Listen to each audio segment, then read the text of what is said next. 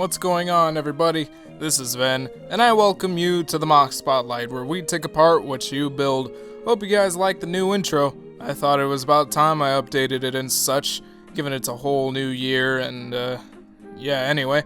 For today's episode, we'll be going over Olarokh, Toa of Sonics, created and posted on our message boards by MrBoltTron. It's not too often we see Toa MOCs on the Spotlight, so hey, this should be cool, I guess. Now, before we get started, let me remind you of my method of reviewing, which involves a point system that is based on 3 fundamental attributes: your overall appearance of the MOC, the build of the MOC itself, and the concept and ideas behind the MOC's creation. Each quality will mount up to 5 points, leading up to a final score that will be determined at the end of the episode, and please remember that this is all going to be based on my opinions. So, let's get this started. My goodness, these legs. Ooh. These are some big legs. This very well be the Toa of Leg Day. Alright, let me just contain myself a little bit.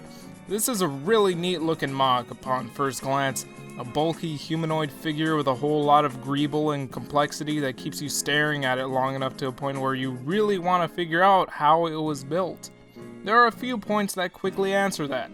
And of course, I'm referring to the arms, which lack the complexity thrown into the rest of the MOC. But somehow the flow of the MOC's design isn't really broken. Perhaps it's the really well incorporated color scheme, or maybe it's the textures of the parts used here that make the arms look uniform with the aesthetic of the entire MOC. Or it's probably both. Either way, it looks great. Now, starting over from the ground up, these legs, ooh, there's no doubt in my mind that these are some bulky frickin' legs, just A-grade solidified. They look like they would be approved by the military. Now, they do look a little odd at first when you're looking at the whole figure because of course these are the chunkiest proportions the figure has, but I actually do not mind that all too much. I think what sets it off for me is this cutoff at the knee that kind of gives it this weird silhouette, which I will demonstrate with this doodle. You see what I'm saying? Well, I guess it kinda looks like the shape of some knee-high boots, but it still looks a little awkward to me. Meanwhile, moving further up to the torso, I'm really liking what I'm seeing. I can see a lot of mechanical detailing and distinct features that surprisingly do not look messy when thrown all together. Everything's packed quite nicely and cohesively, and I really like that. It really gives the figure a bit more substance to its appearance. The head was a great choice. It works really well with the style of the MOC's build and whatnot. And finally, this guy's got some really frickin' cool weapons. He's got this big staff thing, which happens to be a minigun on one end, and then a missile launcher on the other end. Then he's got this big brutish broadsword thing and this reasonably huge shield. This is a really creative arsenal for a Toa, and it all looks great, honestly. Especially this shield. I personally love this shield's design. I wish I saw more shields out there that were designed this well. And one small thing to note, are the little itty bits of orange highlights here and there to complement the MOC's color scheme. I honestly wish there was a little more of it on the Toa itself, because while gunmetal and blue look surprisingly great together, they also look a little monotonous. And it would have been neat to see another color introduced to break that up a little bit. In a more minuscule scale, of course. Now, looking into this MOC's build as best as I can, I gotta say, it looks pretty dang solid. It seems like everything holds together really well, and I think just the sheer amount of parts that make up the torso and each leg alone can attest to that statement. I'm definitely convinced that these legs can hold up just about anything. But I am a little skeptical about these feet. In my experience, it's been hard to utilize these feet in terms of keeping a figure balanced. And I'm not just referring to MOCs, I'm also talking about some official LEGO sets that utilize this foot mold. For this reason, among many other reasons, I personally hate this foot mold, and I'm just hoping that this MOC isn't a victim of constantly losing balance and toppling over due to these tiny, flawed feet. I feel like it might have been a bit more beneficial to the MOC if the builder used something different here. I want to say maybe Metro feet would have worked better, but even then, they're pretty small. Maybe some custom feet would work better. I don't know. But I just don't trust these feet. Anyway, I really appreciate the intricate nature of this build. Not only does it offer something really interesting to look at, but it shows me how creative the builder got while designing this creation. A few more things I should mention are the points of articulation, which even extends to these fingers. That's a nice inclusion. It looks like the legs are a little restricted in this area, which kinda sucks because I would imagine this MOC looking pretty cool if it was in like a kneeling pose while aiming the minigun. Kinda like it's trying to get that perfect shot, you know? But sadly, with the way that the legs were built, it doesn't look like this could happen. And on a final note about this MOC's build, we actually have some functionality. Not in the figure itself, but with the weapons.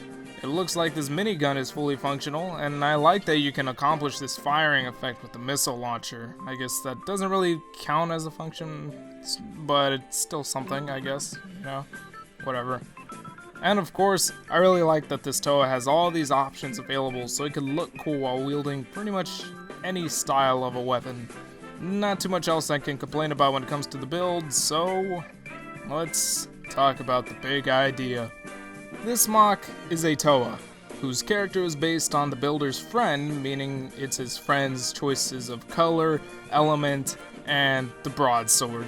Alright, well, the color was incorporated really well, and I can totally say that this broadsword looks boss sword. But the elemental aspect, I had to do a bit of googling before I could decide how to feel about it. In the Bionicle lore, a Toa of Sonics was capable of manipulating sound, and they were associated with the colors gray and black. Alright, cool. So let's look at the MOC we have here. Gray and black, well, you mix those colors together and you pretty much get gunmetal, so check. I'm really glad the blue is here though, because otherwise this MOC would look like someone sucked the fun out of life. I mean, just gray and black, what is this, middle school goth phase, or... Anyway, thank you for throwing in the blue. Now, does this MOC look capable of manipulating sound? Sure. He has the elemental colors, and he's got these speaker pieces on his shoulders, which I guess suggests that this Toa is a walking boombox. And then of course he's got the minigun and the missile launcher, which probably make a lot of noise. So yeah, I could totally buy it. Especially considering that this is apparently the official standard for a Toa of Sonics. Thank goodness you got creative with this, MrBoltTron. Wow, that sounded a little condescending, and I did not mean for it to sound that way. Anyway, one thing I do have to question is the practicality of carrying weapons on his bum when he isn't using them. That seems a bit cumbersome and would probably get annoying to, like, carry his weapons around on the battlefield. But no, really, I feel like storing weapons on his whole back would make a lot more sense, but whatever, that's my only complaint. I think the goal of this MOC was achieved, and then some, especially if he wants to represent his friend. Well, guess what, buddy? You did your friend a great service. This MOC looks awesome possum. Now let's talk about scoring. In terms of appearance, this MOC receives a 4 out of 5. It's a pretty great looking MOC, but I do think it could use a bit of improvement. Blue and gray, while it looks cool together, makes the MOC a little bland. I think including a bit more orange here and there would make it look a lot more vibrant. And you know, therefore a little bit more interesting. Also, these legs, man, they really do look awkward. They look good on their own merit, but they don't seem to fit the figure of this MOC, and they really do impact its overall appearance to me. I do really like the detailing and such, so yeah, no, big plus in that area. In terms of the build, this MOC receives a 4.5 out of 5. This MOC was built to be solid, intricate, articulated, and functional, and it achieves all these qualities to a substantial degree. However, there are some flaws, and once again it is in the legs, restricting movement and possibly sacrificing balance due to the tiny feet. Nothing too big of a problem in hindsight, but still a problem. In terms of the MOC's concept, it receives a 4.5 out of 5. Undeniably, the builder successfully achieved his goal of representing his friend as an awesome Toa of Sonics. He pulls off the appearance, gets a little creative with it, and the results look like a force to be reckoned with. But of course, there is still room for improvement. It's good, but it could be a bit better in the areas I pointed out in its build and appearance.